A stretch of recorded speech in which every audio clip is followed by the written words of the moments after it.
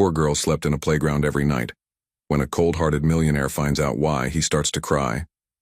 Just before we start, drop a flag emoji that represents your country.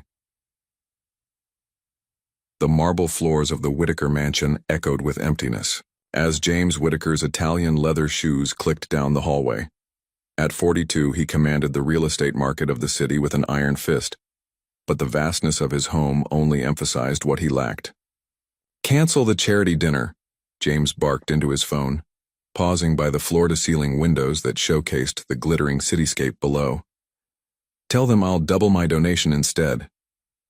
The assistant on the other end stuttered an acknowledgement, used to these last-minute changes. James ended the call without saying goodbye, sliding the phone into his tailored suit pocket. His reflection stared back at him from the window glass, distinguished silver streaks at his temples, a sharp jawline, and eyes that had forgotten how to smile. Duke, his German shepherd, padded up beside him, the only living being that James allowed close. The dog's warm presence was the single touch of companionship in his life. "Just you and me tonight, boy," James murmured, his voice softening only for his faithful companion.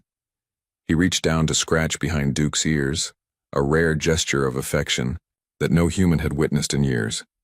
The mansion sprawled around them, 12,000 square feet of premium real estate filled with expensive furniture, rare art, and absolutely no warmth.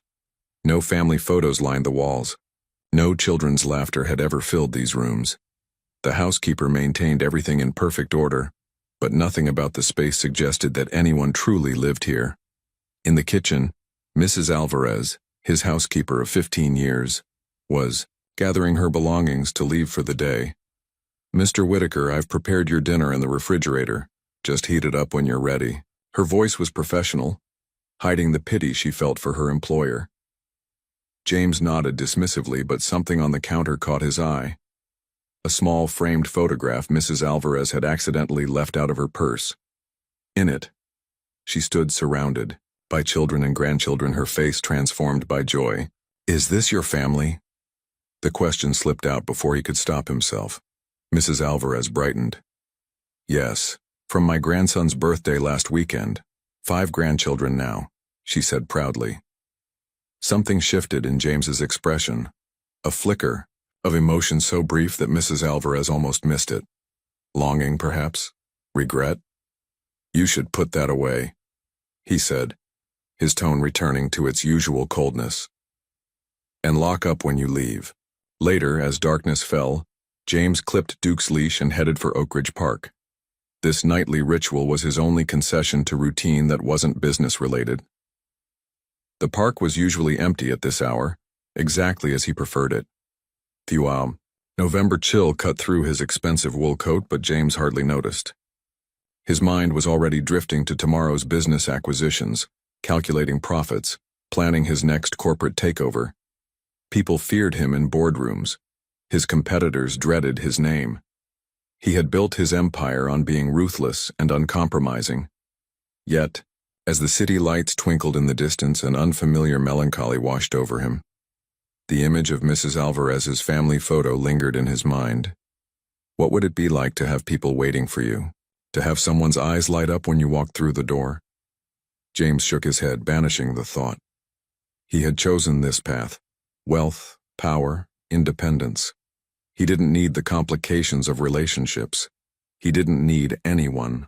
But as Duke trotted ahead on the winding park path, leading James deeper into the shadows of Oak Ridge Park, fate was preparing to challenge everything the wealthy man believed about himself and the life he had built.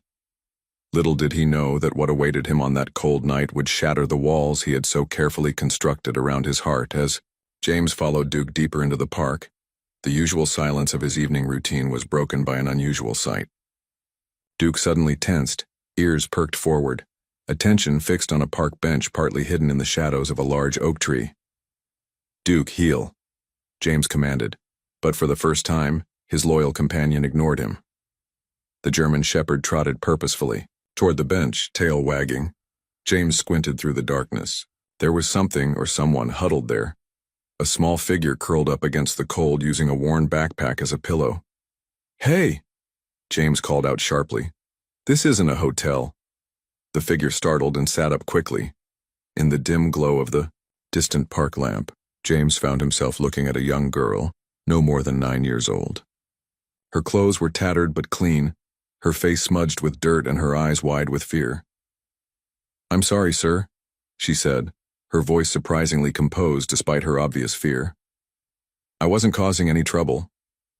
James frowned, taken aback by her formal response. "Where are your parents? Do you realize it's almost midnight?" The girl clutched her backpack tighter. "My mom will be back soon. She told me to wait here." Duke had already reached the bench and, to James's astonishment, gently nuzzled the girl's hand. She smiled, a brief, genuine smile that transformed her tired face, and scratched the dog behind his ears. "He doesn't like strangers," James said, more to himself than to her. "Dogs usually like me," she replied simply. "What's his name?" "Duke." James found himself walking closer, studying the girl with growing concern. Her small frame shivered in the November chill, though she tried to hide it. "How long have you been waiting here?" The girl hesitated. "My mom left 5 days ago. She said she'd be right back. 5 days." James felt something unfamiliar twist in his chest. Anger, perhaps, at the parent who would abandon a child in a park. Or maybe something else, something he couldn't quite name. "What's your name?" he asked, his voice softer than before. "Lily. Lily Harper." She extended a small hand with surprising dignity, as though they were meeting at a business function rather than a dark park in the middle of the night. James hesitated before taking her hand. It was ice cold. "James Whitaker." "Are you going to call the police, Mr. Whitaker?" Lily asked directly, her eyes suddenly wary. The question caught him off guard. Of course he should call the police. This was a clear case of abandonment or neglect. This child needed social services, not a stranger in a park. Yet Duke had settled beside Lily on the bench, his head now resting on her lap as though they were old friends. The dog looked up at James with an expression that seemed almost accusatory. "When did you last eat, Lily?" James found himself asking. "Yesterday morning. I had a granola bar left in my backpack." As the words left her mouth, something inside James Whitaker, the ruthless businessman feared in boardrooms across the city, shifted irrevocably. In that moment, the carefully constructed walls around his heart developed their first hairline crack. James pulled out his phone, his thumb hovering over the screen. The responsible thing would be to call the authorities immediately. Yet something made him hesitate as he looked at Lily's resigned expression. "I'm calling the police," he finally said, dialing the number. "They'll help find your mother." Lily nodded quietly, her small shoulders slumping. Within 15 minutes, a patrol car pulled up at the park entrance. Officer Martinez approached them, flashlight in hand. "Evening, Mr. Whitaker," the officer said, recognizing him instantly. One of the perks, or burdens, of being the city's wealthiest resident. "I found this child alone," James explained, gesturing to Lily. "She claims she's been here for 5 days waiting for her mother." Officer Martinez crouched down to Lily's level. "Hello there. Aren't you Lily Harper, from the community center program?" Lily nodded, surprised to be recognized. "You know her?" James asked, confused. "I volunteer at the Southside Community Center sometimes," Martinez explained. "Lily and her mom attend the free meal program occasionally." He turned back to Lily. "Where's your mom, sweetheart?" "She went to find work and said to wait here. She promised she'd come back." Lily's voice remained steady, but James noticed her small hands trembling. Martinez sighed. "We need to call social services. Unfortunately, at this hour, she'd have to go to the emergency children's shelter tonight." James pictured the shelter. He donated to it once for a tax write-off but never visited. The image of Lily spending the night there among strangers made him uncomfortable for reasons he couldn't explain. Is that necessary? The words left his mouth before he could think. "It's just for one night." She could. James hesitated, hardly believing what he was about to suggest. "She could stay at my guest house until morning. Then we can sort this out properly." Both Martinez and Lily looked at him with surprise. "That's unusually generous, Mr. Whitaker," Martinez said carefully. "But there are protocols." "I'm aware," James interrupted. "But it's nearly midnight. You know me, officer. My reputation in this city. Surely one night won't hurt while you locate her mother." After a lengthy discussion and several phone calls, Martinez reluctantly agreed, taking James's information and promising to return first thing in the morning. As they walked toward the park exit, Lily stumbled slightly from exhaustion. Without thinking, James extended his hand. After a moment's hesitation, Lily took it. Her small fingers wrapped around his with surprising strength. James couldn't remember the last time he'd held anyone's hand. The simple human contact sent an unexpected warmth through him. "Thank you," Lily said quietly as they reached his car. "Duke seems happy I'm coming with you." Indeed, the German shepherd was prancing around them with uncharacteristic enthusiasm, as if he'd won some private victory. "It's just for tonight," James clarified, as much to himself as to her. "Until they find your mother." Lily nodded solemnly. "I understand." As James helped her into his luxury car, he caught his reflection in the window. The face staring back at him was unfamiliar, uncertain, concerned, and utterly out of his depth. What had he just gotten himself into? The grandeur of the Whitaker mansion seemed to shrink Lily even further as they stepped through the imposing front door. Her eyes widened, taking in the marble foyer and sweeping staircase. "Mrs. Alvarez," James called out, realizing too late that his housekeeper had already left for the evening. He rarely returned home with guests, let alone children. "She's gone home, hasn't she?" Lily asked perceptively. "That's okay. I can just sleep on the couch." James cleared his throat awkwardly. "No, that won't be necessary. I have plenty of guest rooms." He led her upstairs, Duke following closely behind them. Selecting the smallest guest bedroom, which was still larger than most master suites, James flipped on the light. "Will this be all right?" he asked, suddenly aware of how impersonal the room was. Expensive, yes, with its king-sized bed and designer furnishings, but sterile and uninviting. Lily nodded, clutching her worn backpack. "It's very nice. Thank you, Mr. Whitaker." "James," he corrected automatically, then wondered why he'd done so. He never invited such familiarity, not even from long-term employees. "You must be hungry," he realized, recalling her admission about not eating since yesterday. In the kitchen, James stared blankly at his refrigerator. Mrs. Alvarez had left his prepared dinner, but nothing suitable for a child. He awkwardly reheated some pasta and placed it before Lily, who sat at the massive dining table looking like a doll in a giant's house. "Thank you, James," she said politely, taking small, careful bites as if savoring every morsel. The silence felt oppressive. James had no idea how to talk to a child. "So, what grade are you in?" he attempted. "Fourth.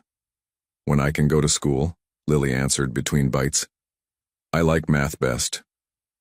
"Math," James echoed, remembering his own childhood affinity for numbers.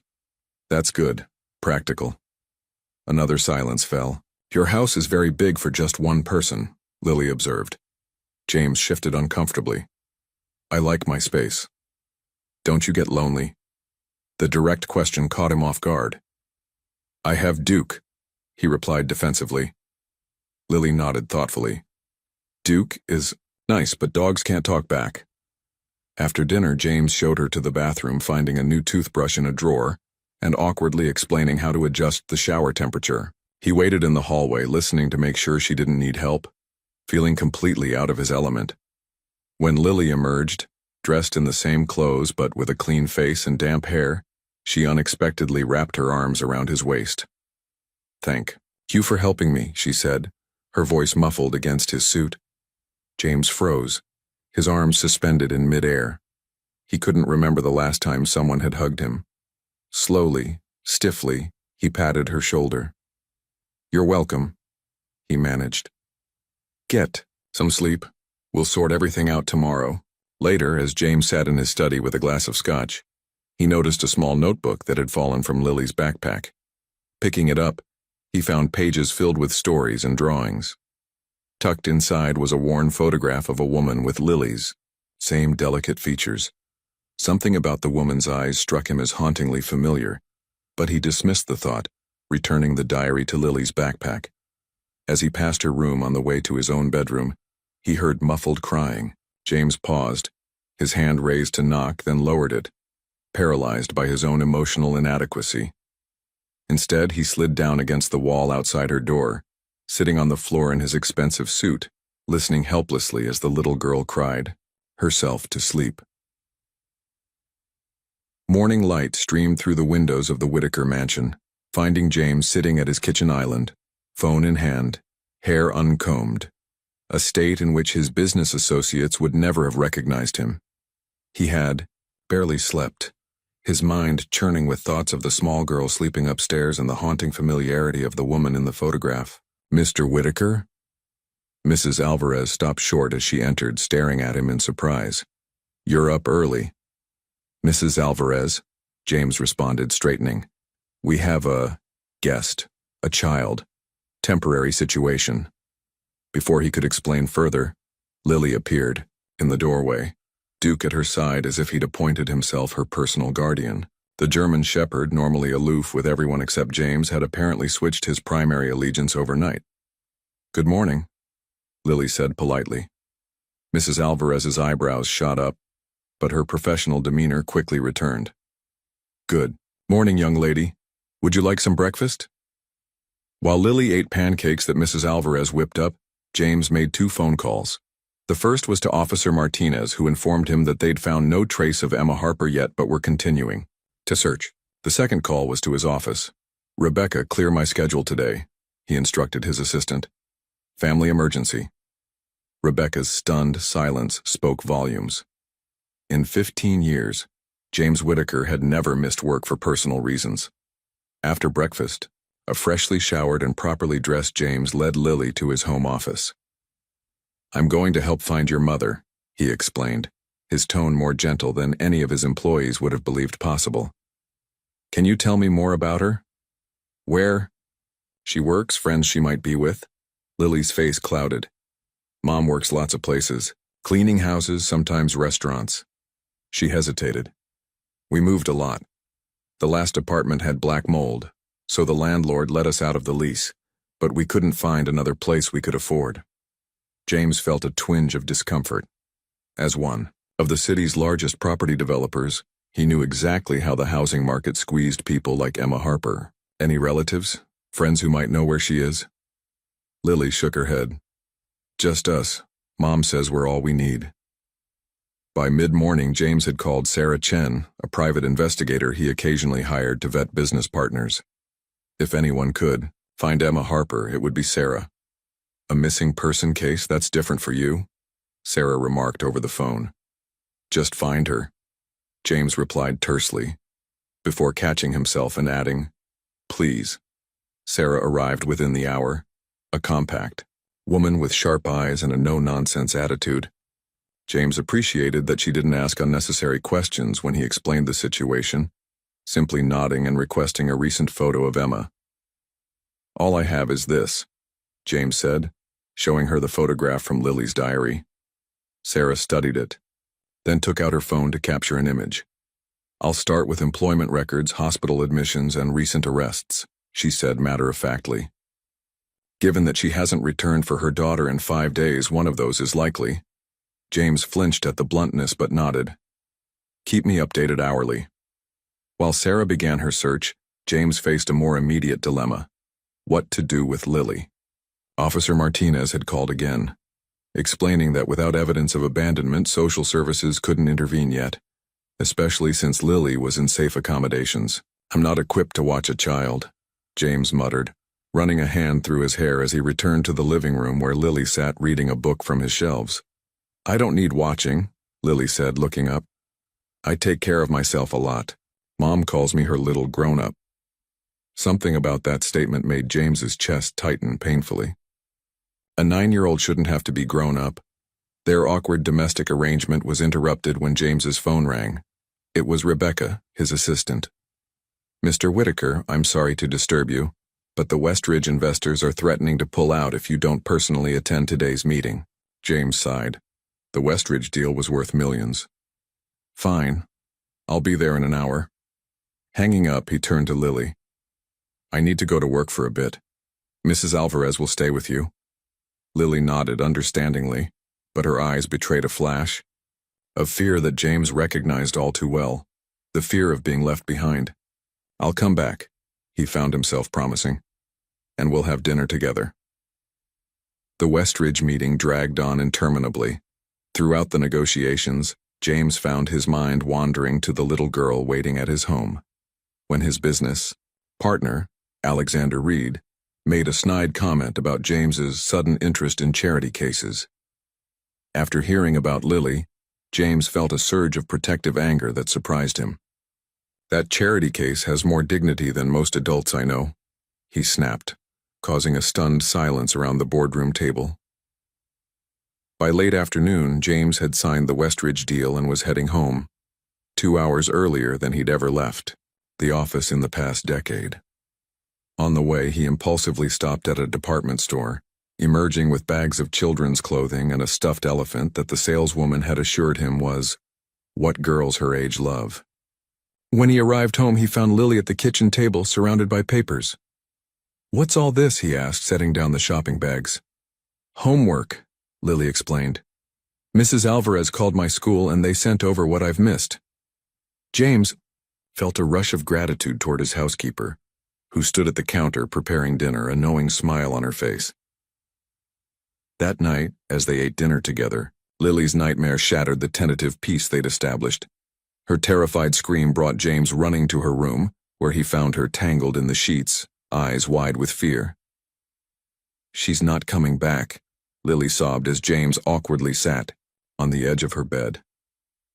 "Something bad happened to her, I know it." Without thinking, James reached out and smoothed her hair. "We're going to find her," he promised.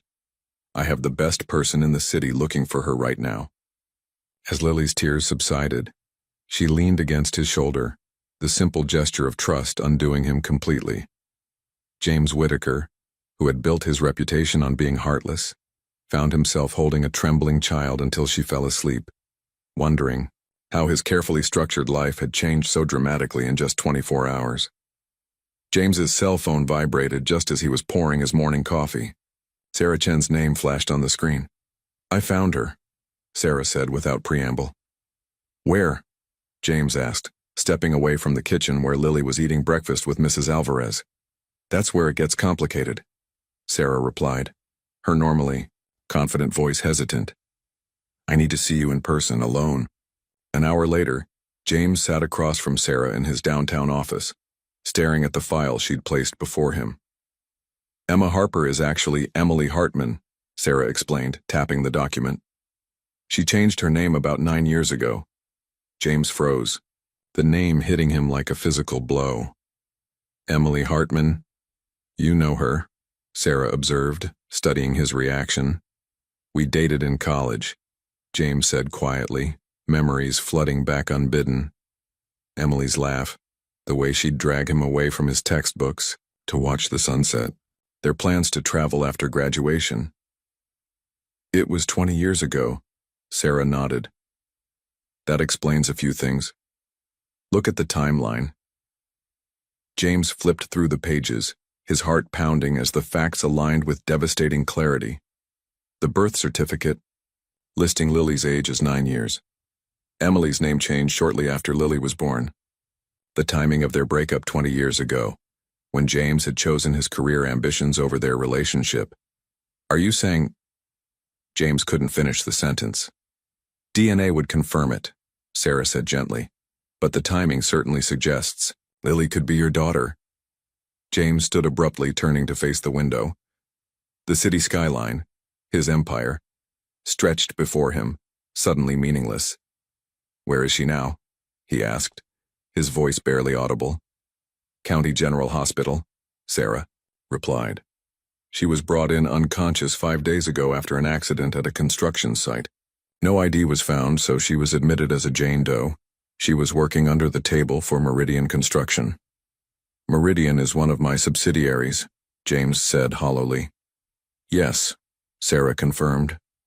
According to witnesses, she was cleaning the site office when a shelf collapsed. Head trauma, internal injuries, she's been unconscious since admission. James gripped the edge of his desk. The timing matched exactly when Lily said her mother had left. Emily, hadn't abandoned her daughter.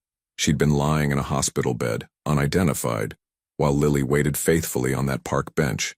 And the construction site belonged to him. Does Lily know? He asked. No. I came straight to you. James nodded mechanically, his mind racing. I need to see Emily.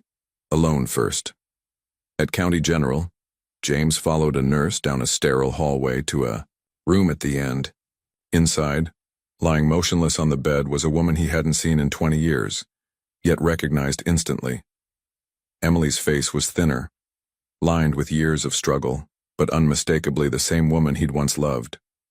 Her dark hair, now streaked with premature gray, fanned across the pillow. Various machines monitored her condition, their soft beeping the only sound in the room. She keeps saying Lily and playground when she stirs, the nurse explained, but she hasn't regained full consciousness. James approached the bed slowly, overwhelmed by colliding emotions, shock, guilt, regret, and something deeper he couldn't name. Emily, he whispered, taking her limp hand. It's James. No response. I found Lily, he continued, his voice breaking. She's safe. She's been waiting for you. Still nothing. James sank into the chair beside the bed, still holding Emily's hand.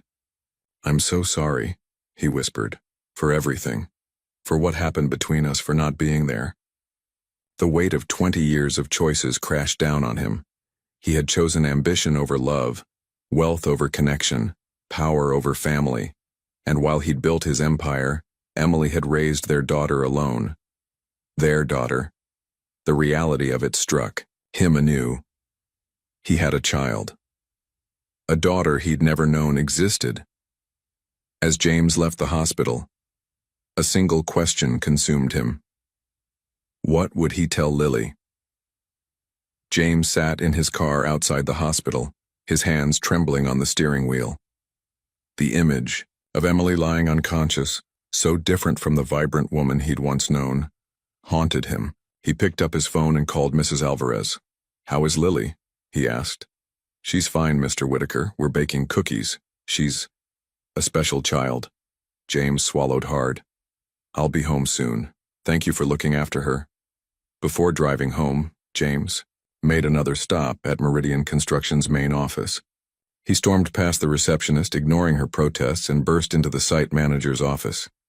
Mr. Whitaker, we weren't expecting. The manager, Peterson, jumped to his feet. A woman was injured at your East Side project 5 days ago. James interrupted, his voice dangerously calm. Emma Harper. Peterson paled. Sir, accidents happen in construction. She was working as a cleaner without proper documentation in a building that clearly violated safety codes. James continued. A building with my name on it. We outsource cleaning to contractors who handle their own staffing, Peterson stammered. We're not responsible for— I am responsible, James cut him off. For all of it. He demanded the full accident report, employment records, and safety inspection history. As he reviewed the documents, another disturbing detail emerged. She applied for a position at our corporate headquarters? James asked, finding Emma's application in the stack. Multiple times over the years, Peterson confirmed nervously. HR rejected her applications.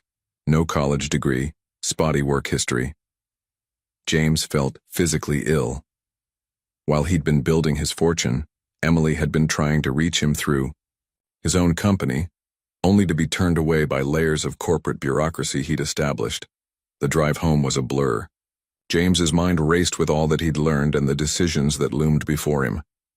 By the time he pulled into his driveway, evening had fallen. He found Lily and Mrs. Alvarez in the kitchen, the air sweet with the scent of chocolate chip cookies. James! Lily's face lit up when she saw him, and the simple joy in her expression made his heart constrict. Those were Emily's eyes looking back at him. How had he not seen it immediately? "Mrs. Alvarez, thank you." "I'll take it from here," James said softly. Once they were alone, James sat Lily down in the living room, Duke settling protectively at her feet. "I found your mom," he began gently. Lily's eyes widened. "Where is she? Can we go see her now?" "She's in the hospital," James explained, choosing his words carefully. "She had an accident at work. That's why she didn't come back to the park." Tears welled in Lily's eyes. "Is she going to be okay?" "The doctors are taking good care of her," James assured her, though the prognosis remained uncertain. "She hit her head and has been sleeping, but we can visit her tomorrow." "She didn't leave me on purpose?" Lily asked in a small voice. "No," James said firmly. "She would never leave you on purpose. She loves you very much." Lily nodded, processing this information with remarkable composure for a 9-year-old. "What about the other thing?" James froze. "What other thing?" "The thing that made you look so sad when you came in," Lily said perceptively. "There's something else, isn't there?" James stared at this child, his child amazed by her intuition, but he couldn't tell her everything, not yet. Not until he'd spoken with Emily, if she recovered. Not until he understood himself what it all meant. "Just adult worries," he said finally. "Nothing for you to be concerned about." That night, after Lily had gone to bed, James locked himself in his office and finally allowed his emotions to surface. For the first time in decades, James Whitaker, the ruthless businessman, the cold-hearted magnate, wept, mourning the life he could have had and the years lost forever. The hospital corridor seemed endless as James led Lily toward Emily's room the next morning. He'd prepared her as best he could, explaining the machines, the tubes, the stillness she would see. But Lily's small hand still trembled in his. "She might not wake up right away," James reminded her gently. "But the doctors say she can probably hear us." Lily nodded solemnly. "I'll tell her all about Duke and your big house and the cookies we made." When they entered the room, Lily hesitated only briefly before approaching the bed. James watched, his throat tight, as she carefully took her mother's hand. "Hi, Mom," Lily said, her voice stronger than James expected. "It's me. I waited at the park like you said, and then Mr. Whitaker found me. He has a dog named Duke who really likes me." James stepped back, giving them privacy while remaining close enough to intervene if Lily became overwhelmed. But she surprised him, talking to Emily with a mixture of childlike enthusiasm and startling maturity, describing their days apart as if recounting an adventure rather than a trauma. After the visit, as they walked back to the car, Lily asked the question James had been dreading. "Will Mom be mad that I'm staying with you?" James chose his words carefully. "No, she'll be grateful you're safe. Your mom and I, we knew each other a long time ago." "You did?" Lily looked up at him curiously. "Were you friends?" "Yes," James said, the inadequacy of the word hanging in the air between them. "We were." That afternoon, while Lily napped, exhausted from the emotional hospital visit, James met with the chief of neurology at his downtown office. "I want the best care possible for Emily Hartman," he stated, sliding a check across the desk. "Private, room, specialist, whatever she needs." The doctor eyed the check, a substantial donation to the hospital, and nodded. "Of course, Mr. Whitaker. May I ask your relationship to the patient?" James hesitated. "She's family," he said finally, the truth of it settling into his bones. Later that evening, after putting Lily to bed, James drove back to his office building, needing space to think. The emptiness of his corporate suite at night matched the hollowness he felt inside. On his desk sat the file Sarah Chen had compiled. Emily's work history over the past decade, a string of minimum wage jobs, eviction notices, medical bills marked payment plan, school records showing Lily's frequent transfers as they moved from one affordable apartment to another. Every page told the story of a woman struggling to survive, to provide for her daughter. While he had accumulated wealth beyond reason, The worst revelation had come that afternoon, when James had confronted the construction site foreman directly. The man had reluctantly admitted that safety protocols had been repeatedly ignored to cut costs and meet deadlines. Deadlines James himself had imposed from his corner office, never considering the human cost of his profit margins. James Whitaker had built his empire on being ruthlessly efficient, on squeezing every penny from every project. How many other Emily Hartmans had been casualties of his success? For the first time, James examined his wealth and found it hollow. What good was owning half the city if people like Emily, like Lily, suffered for it? As rain pattered against the floor-to-ceiling windows of his office, James Whitaker, alone with the consequences of 20 years of choices, finally allowed himself to feel the full weight of his responsibility, not just for Emily's accident, but for the life of hardship she'd endured while raising their child alone. He'd chosen ambition over love all those years ago. The cost of that choice was now painfully clear, written in the hospital machines keeping Emily alive and in the solemn eyes of a little girl who'd grown up without a father. James pressed his forehead against the cool glass, watching the city lights blur through his tears. In that moment, he made a silent vow to both Emily and Lily.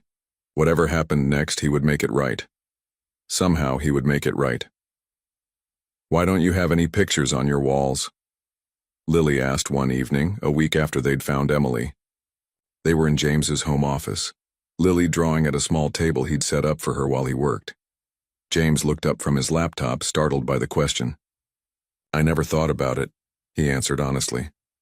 "Mom keeps all my school pictures even when we have to move a lot," Lily continued, concentrating on her drawing. "She says memories are more important than things." The simple wisdom struck James deeply. His mansion was filled with expensive things, art chosen by decorators, furniture selected for status rather than comfort, but no memories. "Your mother is right," he said quietly. Later that night, James drove Lily to the hospital for their daily visit. Emily's condition remained unchanged, but the doctors had noted increased brain activity when Lily spoke to her. "I made you a new picture," Lily told her mother, carefully placing a colorful drawing on the bedside table. "It's Duke and me and James at the park. When you wake up, you can come live with us. James's house is really big, and he said you can have your own room." James, who had said no such thing, found he didn't mind the presumption. The thought of Emily and Lily leaving once Emily recovered had begun to fill him with quiet dread. As they left the hospital, Lily's small hand slipped naturally into his, a gesture that had become familiar over the past week.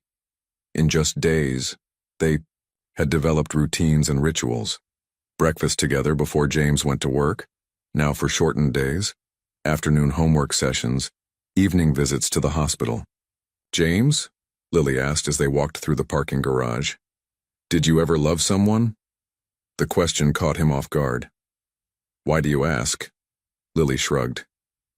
"You live all alone in that big house. Don't you get lonely?" James helped her into the car, using the moment to gather his thoughts. "I was focused on building my business," he said finally, settling into the driver's seat. "I didn't make time for that sort of thing." "Mom says everybody needs somebody," Lily stated matter-of-factly. "Even if it's just one person who really sees you." Out of the mouths of babes, James thought, struck once again by Lily's perception. That night, after Lily had gone to bed, James found himself drawn to her backpack, which sat on a chair in the kitchen. The diary he'd glimpsed earlier protruded slightly. He hesitated, knowing he shouldn't invade her privacy, but something compelled him to look. Inside, he found not only Lily's childish stories and drawings, but also several pages in an adult hand.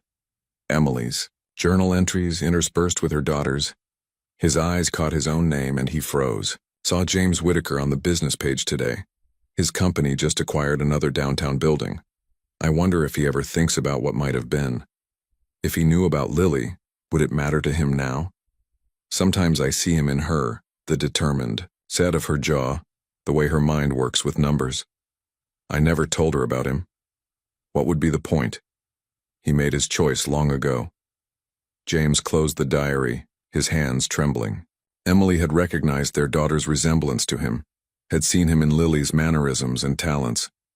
Yet she'd never reached out, never told him he had a child. He should feel angry at being denied knowledge of his daughter for 9 years. Instead, he felt only profound sadness and understanding. The James Whittaker that Emily had known, that he himself had been until recently, would not have welcomed a child disrupting his ambitions. Would he have even believed her? Or would he have accused her of trying to extract money from him, hired lawyers to keep her at bay? The realization was painful but honest. Emily had made the best choice she could with the man he had been. The question now was, what kind of man would he choose to be going forward? 2 weeks had passed since James found Lily in the park. 2 weeks that had transformed his carefully ordered life into something unrecognizable and unexpectedly meaningful. Each morning now began with Lily's chatter over breakfast. Each evening ended with their hospital visits, where they would talk to the still unconscious Emily about their day. James had rearranged his entire schedule, delegating responsibilities.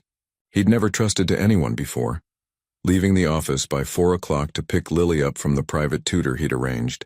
The corporate titan who once regularly worked 16-hour days now spent his evenings helping a 9-year-old with fractions and reading her bedtime stories. Mr. Whittaker? Dr. Patel, Emily's neurologist, approached as James sat in the hospital corridor while Lily had her private time with her mother. May I speak with you? James stood, instantly alert. Has something changed? We're seeing encouraging signs, Dr. Patel explained. Increased responsiveness, especially during your visits. Ms. Hartman seems particularly reactive to the child's voice. That's good news, James said cautiously. It is, but I'm concerned about the duration of her unconscious state. I'd like to bring in a specialist from Boston, Dr. Eleanor Chen. She's pioneering some innovative approaches to traumatic brain injuries. Do it, James said without hesitation. Whatever it costs. Dr. Patel nodded. There's something else. We've been monitoring brain activity during visits. There was a notable spike yesterday when you were reading to Ms. Hartman. James had taken to reading aloud during their visits, remembering how Emily had loved poetry in college. Yesterday, he'd read from Elizabeth Barrett Browning, one of her favorites. What does that mean? He asked. It suggests she's processing your voice, perhaps even the content. It might help to continue that, speaking about meaningful shared memories. When Lily emerged from the room, James sent her to the cafeteria with Mrs. Alvarez, who now accompanied them on hospital visits. Alone with Emily, he pulled his chair close to her bed. The doctors think you can hear me, he said softly, taking her hand. I hope that's true because there's so much I need to say to you. He paused, struggling to organize his thoughts. I know about Lily, that I'm her father. His voice broke slightly. She's extraordinary, Emily. You've done an amazing job raising her despite everything, despite me. James found himself telling Emily everything. His regrets about their past, his shame at what his company had become, his growing love for their daughter. Words flowed from him, unfiltered and raw in a way he'd never allowed himself to be. Don't expect forgiveness, he concluded, but I want you to know that I'm going to take care of both of you now, if you'll let me. As he stood to leave, he felt the slightest pressure against his fingers. Looking down, he saw Emily's hand twitching in his. Emily, he whispered. Her eyelids fluttered but didn't open. James pressed the call button frantically. Within moments, Dr. Patel and a team of nurses rushed in. For the next 3 days, James barely left the hospital as Emily showed increasing signs of consciousness. Dr. Chen arrived from Boston and implemented a new treatment protocol. Lily, sensing the change, became both excited and anxious, asking endless questions that James did his best to answer honestly. Will Mom remember me? She asked on the 3rd night, as James tucked her into bed in a hospital suite he'd arranged near Emily's room.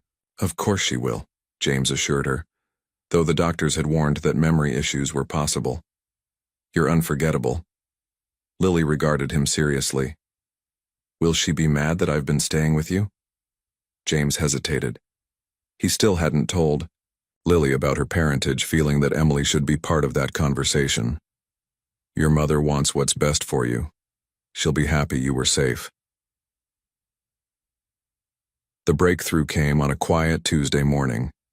James had brought Lily's diary to the hospital and was reading Emily's entries aloud, hoping they might reach her in a way his words couldn't. Today, Lily lost her first tooth, he read. She was so proud, marching around showing everyone at the laundromat.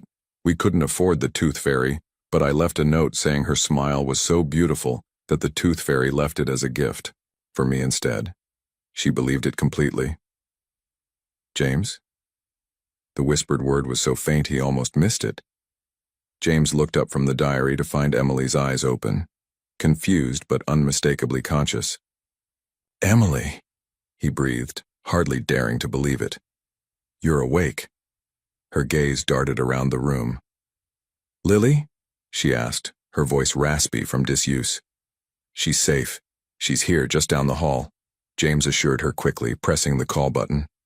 I found her in the park waiting for you. Emily's expression clouded with confusion, then dawning realization. The accident. How long?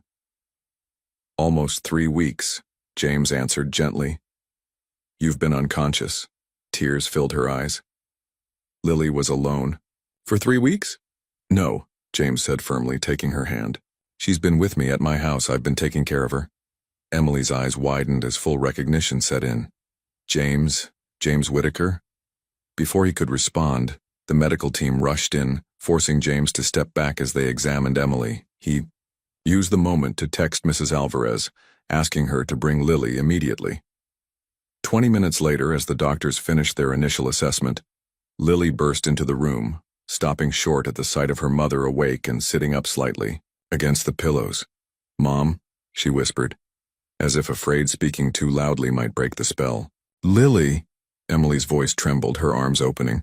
Lily flew across the room and into her mother's embrace. James stepped back, giving them privacy for their reunion, his own eyes wet as he watched Lily sob against Emily's shoulder. Later, after Lily had fallen asleep curled against her mother's side. Emily's eyes met James's over their daughter's head. How did you find her? Emily asked quietly. Pure chance, James admitted. I was walking my dog in the park. She was sleeping on a bench. Emily closed her eyes briefly, pain crossing her features. I told her to wait by the playground. I'd be right back. I was going to pick up my paycheck and look at an apartment. Her voice broke. I never meant to leave her. I know, James said gently. It wasn't your fault. Emily studied him, taking in the changes 20 years had wrought. You know, don't you? About Lily? James nodded. I hired a private investigator to find you. She uncovered your name change. The timing of everything. He hesitated. Why didn't you tell me, Emily? Emily's gaze dropped to their sleeping daughter. Would it have mattered? She asked softly. You made it very clear what your priorities were when you left. The simple truth of her words stung, but James couldn't deny them. I was wrong, he said simply, about everything that mattered. A complexity of emotions crossed Emily's face. Pain, doubt, and something else James couldn't quite identify. Before either could speak again, a nurse entered to check Emily's vital signs, ending their conversation just as it had begun to breach the gulf of 20 years. The doctors insisted on keeping Emily for observation despite her remarkable recovery. In the days that followed, a cautious routine developed. James would bring Lily to the hospital after school, then step away to give mother and daughter time together. Later, when Lily was occupied with homework or the games James had brought, he and Emily would talk, carefully navigating 20 years of absence. You've been taking care of Lily all this time? Emily asked on the third day after waking, when they finally had a moment alone. James nodded. She's an amazing child, Emily. You've done an incredible job raising her. Alone, Emily added, watching his reaction. On minimum wage with no support. James flinched but met her gaze steadily. I didn't know about her. Would it have mattered? Emily's question wasn't accusatory but genuinely curious. The James I knew was laser-focused on building his empire. There wasn't room for anything else, certainly not a baby. I was different then, James admitted. Ambitious, selfish. I told myself I was building something important, but the truth is I was just running away from real connection. He hesitated. Why did you change your name? Emily sighed, adjusting her position against the pillows. After you left for New York, I found out I was pregnant. I tried to contact you, called your new office, sent letters. Your assistant said you were too busy to speak with me and returned the letters unopened. James closed his eyes, remembering his instructions to his first assistant.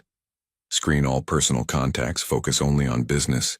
He'd been so determined to reinvent himself, to shed his modest origins and become someone important. When I realized you weren't going to respond, Emily continued, I had to make decisions.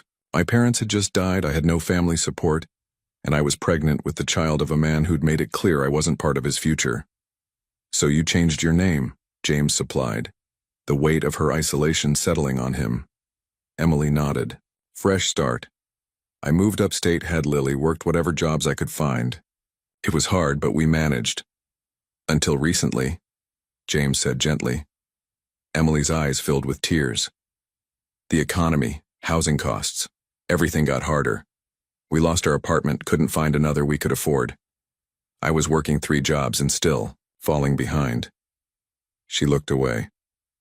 I never wanted Lily to know how bad things were. I tried to make it seem like an adventure. She never doubted you, James assured her. Not for a moment. A nurse interrupted them, bringing Emily's medication. When they were alone again, James gathered his courage for the question that had been haunting him. Did you ever plan to tell me about Lily? Emily was quiet for a long time. I considered it as she got older, she finally admitted. She started asking about her father. I told her he was a brilliant man who had important work to do. Not that I'd abandoned you, James noted. You didn't know about her, Emily said simply. I couldn't bring myself to tell her that her father had chosen success over love. That seemed cruel. But I couldn't lie and say you died either. She glanced toward the doorway where Lily was visible talking to a nurse. As she got older, I started thinking she deserved to know you. I applied for jobs at your company several times, thinking if I could just get in the door. You were trying to reach me, James realized, remembering the job applications Peterson had shown him. Emily nodded, but when I couldn't get past HR, I took it as a sign. Maybe it was better for Lily not to know a father who might reject her. The painful honesty hung between them. Decades of unspoken truths finally aired. I wouldn't have rejected her, James, said quietly. Not her. The man you are now, perhaps not, Emily acknowledged. But the man you were then? James couldn't answer with certainty. The ambitious young man he'd been, so determined to prove himself, might well have seen a child as an obstacle or responsibility to be managed rather than embraced. I want to be in her life now, he said instead. In both your lives, if you'll let me. Before Emily could respond, Lily bounded back into the room, a drawing clutched in her hand. Look what I made. It's all of us at James's house when you get better. Emily studied the crayon figures, Lily in the middle, holding hands, with both adults. It's beautiful, sweetheart. When can we tell her? James asked quietly later after Lily had fallen asleep in the recliner. Emily watched their daughter's peaceful face. Soon, she promised. When I'm out of here. We'll tell her together. As James left the hospital that night, he realized something had shifted between them. Not forgiveness exactly, but perhaps the beginning of understanding.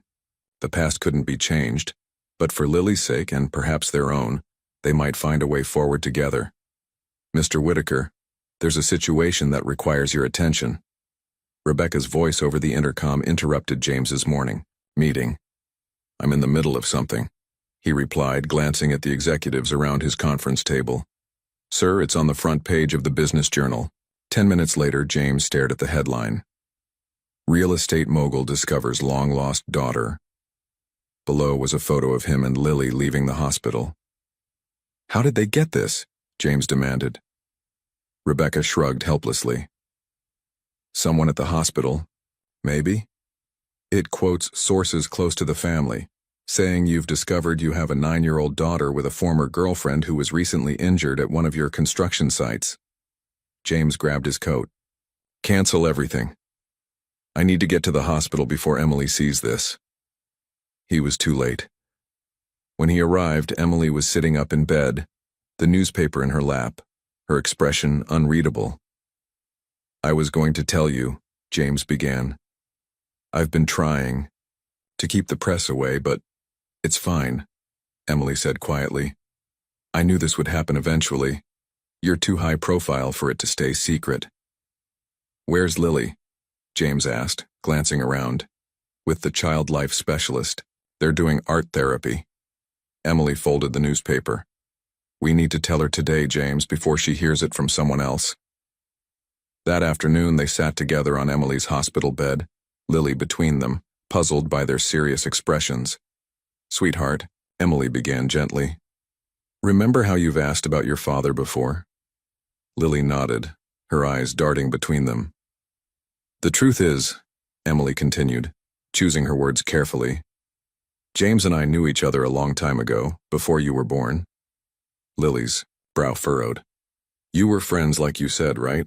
More than friends, James explained softly. We cared about each other very much. Understanding dawned in Lily's eyes. Are you my dad? She asked directly, looking up at James. James nodded, emotion tightening his throat. Yes, Lily, I am. But, you didn't know about me until now? Lily asked. That's right, Emily confirmed. It's complicated, sweetie. Sometimes grown-ups make mistakes and don't communicate well. Lily processed this, her expression thoughtful. That's why Duke liked me right away, she concluded with a child's logic. He knew we were family. James laughed softly, relieved by her response. Maybe he did. I knew there was something, Lily said, looking between them. You both get the same wrinkle right here when you're thinking. She touched the space between her own eyebrows. Emily reached over to squeeze James's hand, a silent acknowledgement of their daughter's perception. As the news broke publicly, James faced the media directly, issuing a statement confirming that he had recently discovered he had a daughter and requesting privacy as they navigated this new family dynamic. Rather than hiding, he used his platform to announce the establishment of the Harper Foundation, dedicated to supporting single parents in crisis. At Emily's discharge, photographers crowded the hospital entrance. James arranged a private exit, bringing them back to his mansion where Emily settled into a guest suite to continue her recovery. The first days were awkward, Emily uncomfortable with the luxury, James uncertain how to share his space, Lily bouncing between them, delighted to have both parents under one roof. This place is like a museum, Emily remarked one evening after Lily had gone to bed. Everything perfect but nothing personal. James looked around his immaculate living room with new eyes. It never bothered me before. That's because you weren't really living here, Emily observed. You were just staying here. The next day, James came home to find the refrigerator door covered with Lily's artwork, held up by colorful magnets. A family photo Emily had taken of the three of them at the hospital sat framed on the mantel. Small changes, but somehow they transformed the sterile mansion into something warmer, something that felt for the first time like a home. When James's mother arrived unannounced from Arizona, critical and suspicious of the new arrangement, James surprised himself by standing firm. This is my family, Mother, he said quietly but firmly. I've missed 9 years of Lily's life. I won't miss any more. I appreciate everything you've done, James, but we can't stay here forever. Emily stood in James's home office, her posture conveying a determination he remembered well from their college days. 6 weeks had passed since Emily's discharge from the hospital. Her physical recovery had progressed remarkably, though she still tired easily. During that time, the three of them had fallen into a tentative routine that felt increasingly natural. Breakfasts together before James left for work, dinners where Lily chattered about school, Weekend outings carefully planned to avoid the paparazzi who still occasionally lurked outside the gates. Why not? James asked, leaning back in his chair. There's more than enough room. Emily sighed. That's not the point. I need my independence back. I need to work, to support myself and Lily. You don't have to work, James pointed out. The trust fund I set up for Lily covers everything she needs, and I'm happy to. That's exactly what I'm talking about, Emily interrupted. I've taken care of my daughter, our daughter, on my own for 9 years. I can't just hand over that responsibility and become… What? Your dependent? James stood, frustration rising. Is your pride really worth disrupting Lily's life again? She's settled here. She loves her new school. Duke would be heartbroken. Emily's eyes flashed. Don't use our daughter as emotional leverage. This isn't about pride. It's about teaching Lily the values I believe in. Self-reliance. Working for what you have. And what about teaching her about family? About parents who make it work together? James countered. Make what work, exactly? Emily asked quietly. What exactly are we to each other, James? The question hung between them unanswered. In the weeks of cohabitation, they had focused entirely on Lily, carefully avoiding any discussion of their own relationship. They were cordial, occasionally even warm, united in their love for their daughter, but separated by 20 years of different lives and lingering ghosts from their past. I've found an apartment, Emily continued, when James didn't respond.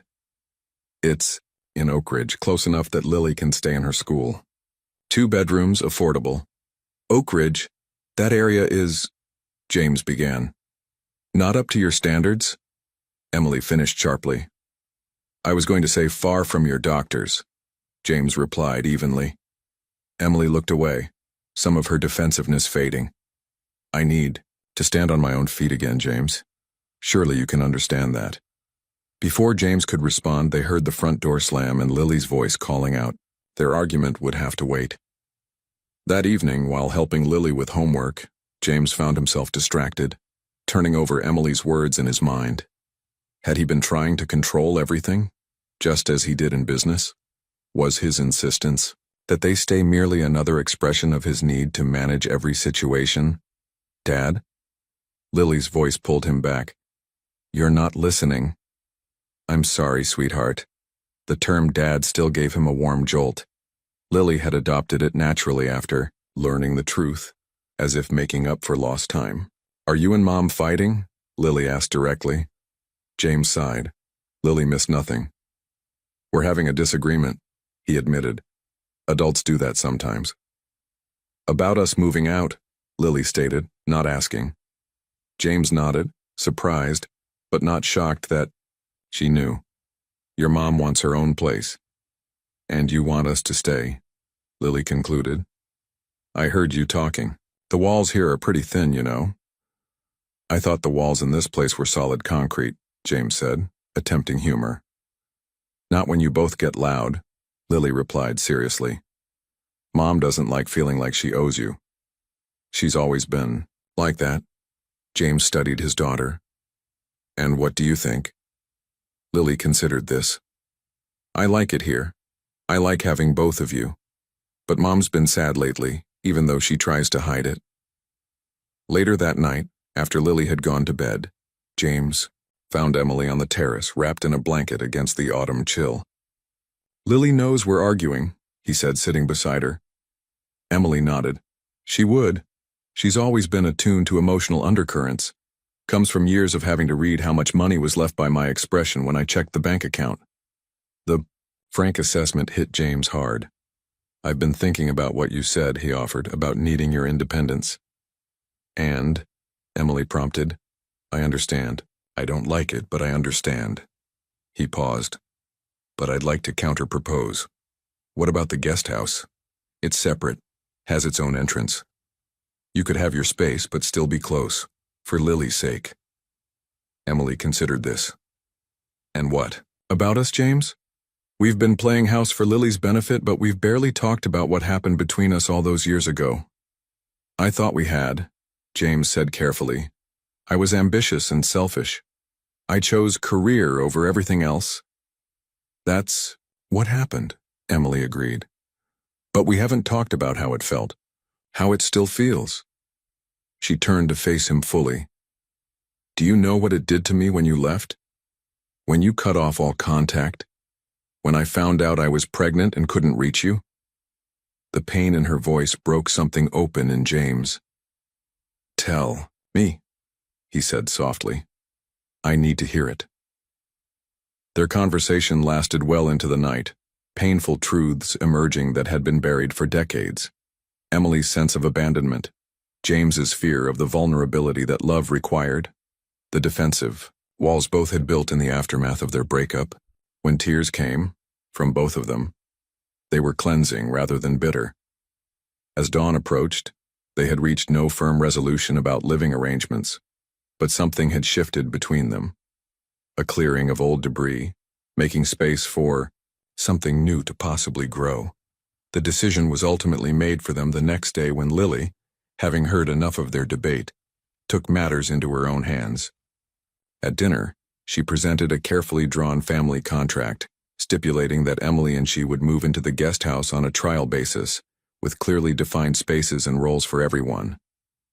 Looking at their daughter's earnest face, neither parent had the heart to refuse her compromise. She's going to be a formidable negotiator someday, James remarked later, as they reviewed Lily's surprisingly thorough document. Wonder where she gets that, Emily replied with the first genuine smile he'd seen from her in days. Snow dusted the city on the first day of December, transforming the stark urban landscape into something softer, more forgiving. James stood at his office window, watching the flakes drift past, his mind not on the quarterly reports awaiting his review, but on the evening ahead, Lily's holiday concert at her new school. His phone buzzed with a text from Emily. Lily forgot her costume. Could you pick it up from the house on your way to the school? James smiled at the domesticity of the request. In the 6 weeks since Emily and Lily had moved into the guest house, they'd settled into an unexpected rhythm. Separate living spaces but shared meals, independent days but evenings together helping Lily with homework or watching movies. The arrangement had eased the tensions between James and Emily, allowing them space to navigate their complex relationship at their own pace. Of course, he texted back. Anything else needed? Emily replied with a grocery list, adding, only if you have time. No pressure. That was new too. Emily slowly growing comfortable asking for help, accepting that James wanted to be involved in the mundane aspects of family life, not just the grand gestures. James left the office early, something that no longer raised eyebrows among his staff. The transformation in their boss had been the subject of much speculation. The notorious workaholic now left at reasonable hours, rescheduled meetings around school events, and spoke of his daughter with undisguised pride. At the elementary school auditorium, James arrived carrying Lily's angel costume and a bouquet of flowers, scanning the crowd for Emily. He spotted her saving seats near the front, looking healthier than she had in months, her cheeks flushed with color. You made it, she said as he sat beside her, relief evident in her voice. Wouldn't miss it, James assured her. Though I got caught in traffic, did I miss anything? Just the kindergartner's song about snowflakes, very adorable, very off-key. They shared a smile, their shoulders brushing comfortably. These small moments of connection had been increasing. A shared look over Lily's head when she said something precocious, their hands accidentally touching while doing dishes. Conversations that stretched late into the night after Lily was asleep.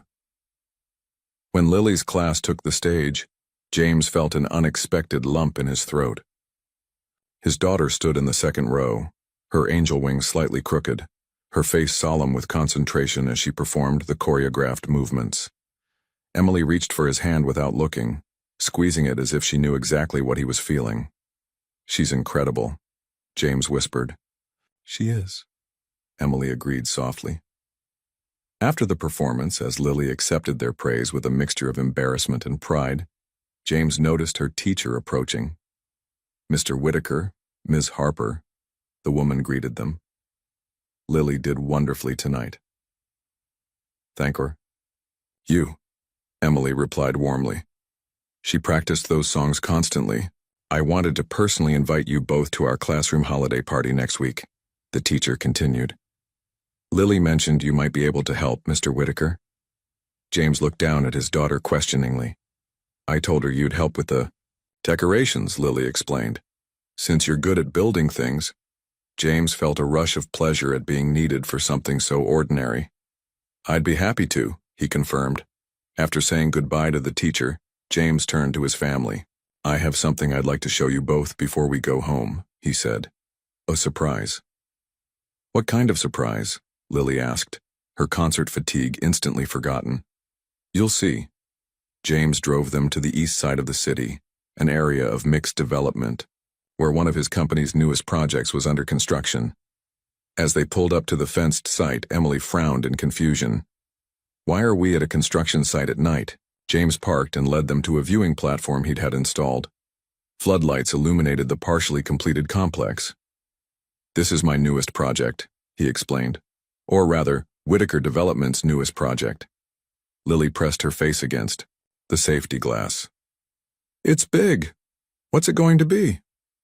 It's a community development, James said, watching Emily's reaction carefully. Mixed income housing, a daycare center, after-school facilities, and job training programs. Emily turned to him, surprise evident on her face. This isn't your usual luxury condo development. No, James agreed. It's something new for us. He hesitated.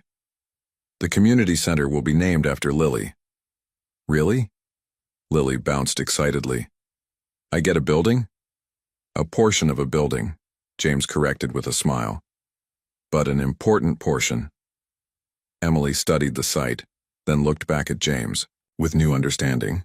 This is why you've been working late on Thursdays, not a business dinner. James nodded. I've been meeting with community organizations, getting their input on what's actually needed here. He took a deep breath. And I've set up scholarships for the children of all my employees, prioritizing maintenance and construction staff. The changes went beyond this one project.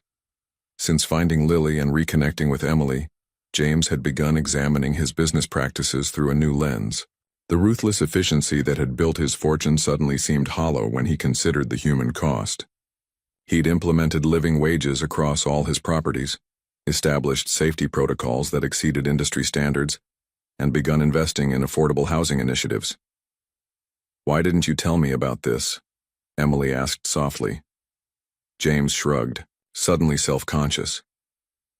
I wanted to show you rather than tell you. Actions matter more than words. On the drive home, Lily fell asleep in the back seat, exhausted from her performance. At a stoplight, Emily reached across the console to touch James's arm. Thank you, she said simply. For what? For changing. For trying. For not just throwing money at problems, but actually thinking about solutions. As they approached the driveway of what was increasingly feeling like their shared home, Emily added, Would you like to come over for coffee after we put Lily to bed? Just to talk. James caught the significance in her invitation. The guest house had been her sanctuary, a space he entered only when explicitly invited. I'd like that very much, he replied. Later, sitting in the small but cozy living room of the guest house, cradling mugs of coffee as snow continued to fall outside, James and Emily found themselves discussing Christmas plans, their conversation filled with a tentative hope neither had allowed themselves to feel in decades. 1 year later, the bench where James had first found Lily sat empty in the snow-dusted park. The old wooden slats had been replaced with new ones, a small plaque affixed to the back. Where lost souls find their way home. James walked the familiar path with Duke, now slightly grayer but still dignified, while Lily ran ahead, her red winter coat bright against the white landscape. Emily walked beside him, her gloved hand comfortably entwined with his. Hard to believe it's been a year, Emily said, her breath clouding in the December air. James nodded, squeezing her hand. Sometimes it feels like just yesterday. Other times, like you've both always been part of my life.